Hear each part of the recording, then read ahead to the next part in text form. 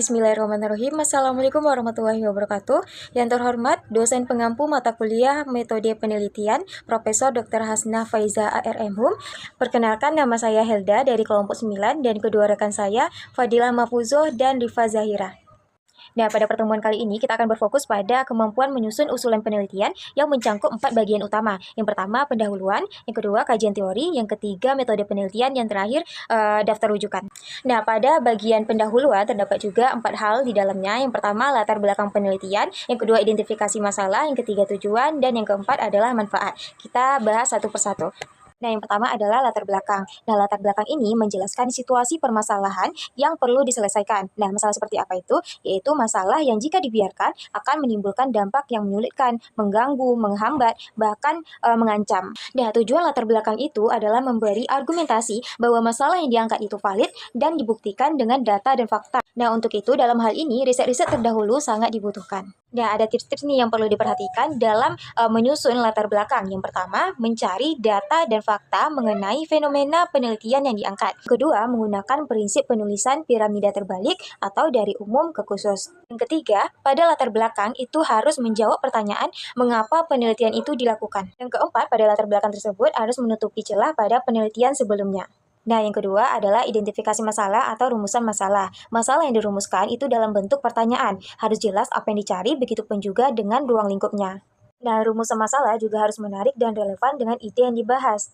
Nah, rumusan masalah penelitian seperti yang sudah saya jelaskan sebelumnya, bahwa dalam rumusan masalah yaitu berbentuk dalam pertanyaan. Nah, pertanyaan dalam hal ini terdapat 2 jenis pertanyaan, yaitu pertanyaan penelitian kuantitatif dan pertanyaan penelitian kualitatif. Yang pertama, pertanyaan penelitian kuantitatif. Nah, pada pertanyaan ini itu mengarah pada jawaban untuk mengukur hubungan dan pengaruh atau menguji suatu variabel tertentu. Sedangkan pada pertanyaan penelitian kualitatif itu lebih mengarah pada jawaban untuk menggambarkan, mengeksplorasi, dan mengkritisi suatu fenomena komunikasi tertentu.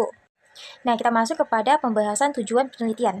Nah, tujuan penelitian itu harus bersifat spesifik, terbatas, dapat diukur, dan dapat dicapai dengan melihat hasil penelitian tersebut. Karena membuat tujuan penelitian, yang pertama, lihatlah rumusan masalah penelitian tersebut, kemudian carilah kata operasional yang tepat untuk menjawab rumusan masalah yang ada.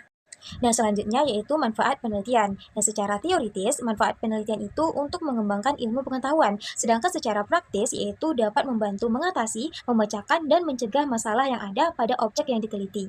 Nah, selanjutnya kajian teori. Nah, mengkaji literatur yang relevan untuk kajian teori dalam penelitian membutuhkan pendekatan sistematis agar hasilnya komprehensif dan sesuai dengan topik penelitian. Nah, di antara hal yang bisa dilakukan yaitu yang pertama, tentukan fokus dan kata kunci. Nah, dalam hal ini identifikasikan konsep utama penelitian. Kedua, cari literatur yang relevan, yaitu mencari jurnal atau buku dari penerbit akademik. Yang ketiga, baca abstrak dan kesimpulan terlebih dahulu. Yang keempat, analisis dan kategorikan literatur. Nah, contohnya seperti mengelompokkan berdasarkan tema, metode, dan teori yang digunakan. Nah, yang kelima, identifikasi gap penelitian. Nah, dalam hal ini, temukan area yang belum banyak dikaji atau ada perdebatan akademik yang belum terselesaikan.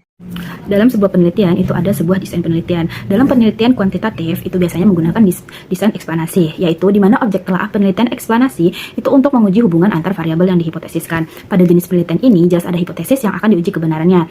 Hipotesis itu sendiri menggambarkan hubungan antar 2 atau lebih variabel untuk mengetahui apakah suatu variabel berasosiasi atau tidak dengan variabel lainnya.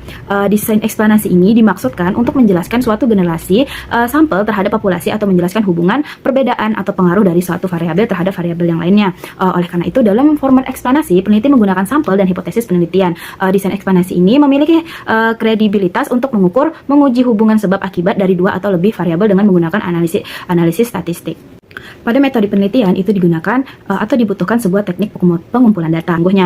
Teknik pengumpulan data dalam penelitian ini dilakukan dengan beberapa metode. Metode yang pertama itu observasi. Menurut Sugiono pada tahun 2018, observasi merupakan teknik pengumpulan data yang mempunyai ciri yang spesifik bila dibandingkan dengan teknik yang lain.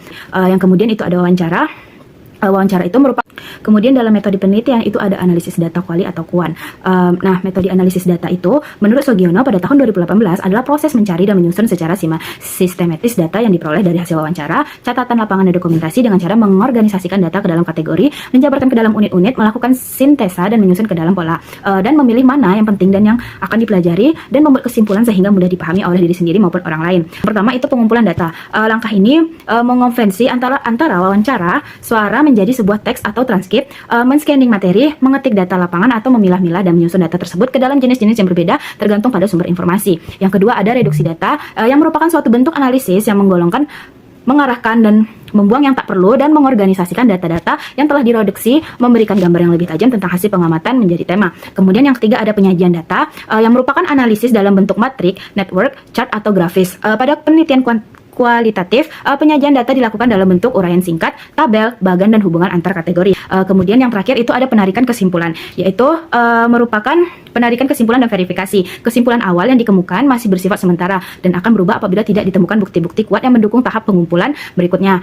Untuk menyusun daftar rujukan dengan baik dan sistematis, tentunya memiliki beberapa aturan, yakni 1. Gunakan gaya sitasi yang tepat. Sesuaikan format daftar rujukan dengan standar yang digunakan dalam penelitian. Seperti apa? American Psychological Association, umum dalam ilmu sosial dan pendidikan. Kedua, urutkan berdasarkan abjad nama belakang penulis. 3. Gunakan identasi gantung untuk mempermudah pembaca. Yang keempat, pastikan semua sumber dalam daftar rujukan telah dikutip dalam teks. Yang kelima, periksa kembali format dan ejaan nama penulis, tahun, dan URL. Menyesuaikan daftar rujukan sesuai dengan kaidah ilmiah harus memastikan bahwa referensi yang digunakan memenuhi standar akademik yang berlaku, baik dalam pemilihan sumber, format penulis, maupun konsistensi. Berikut langkah-langkahnya.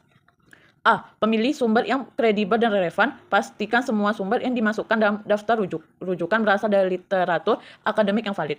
B. Urutkan daftar rujukan secara sistematis. C. Gunakan software manajemen referensi untuk menjaga konsistensi dan mempermudah pengelolaan referensi. Gunakan software manajemen referensi seperti Mendeley, Zotero, EndNote. Nah, itulah materi dari kelompok 9 pada pertemuan kali ini. Kami ucapkan terima kasih. Assalamualaikum warahmatullahi wabarakatuh.